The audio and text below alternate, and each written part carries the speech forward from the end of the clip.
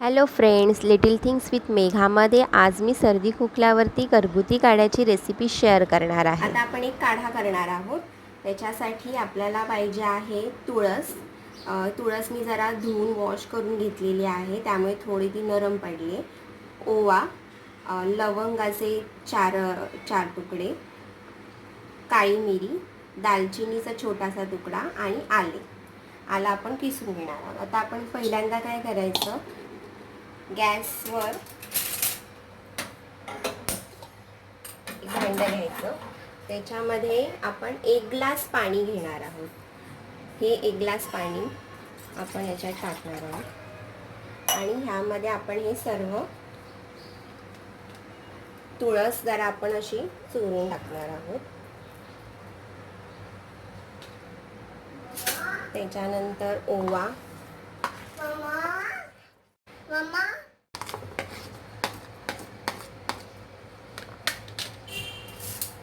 आणि आलं आपण किसून टाकणार।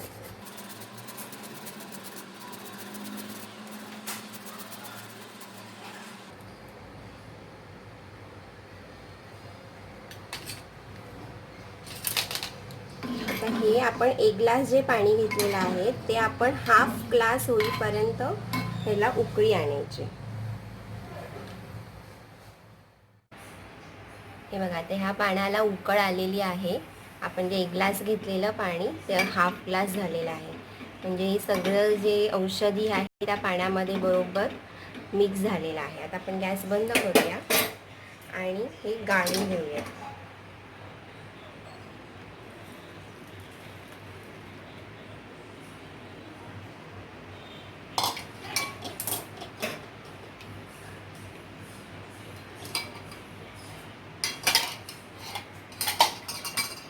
आता हा बघा, हा आपला काढा तयार झालेला आहे। आता जर आपल्या मोठ्या माणसांसाठी जर घ्यायचं असेल तर थंड झाल्यावर आपण जसं चहा पितो तसं आपण हे घेतलं तरी चालेल, किंवा जर लहान मुलांना आपल्याला द्यायचं आहे तर मी हे डाबरचं मध घेतलेलं आहे। हे आपण 1 चमचा ह्याच्यामध्ये मिक्स करायचं।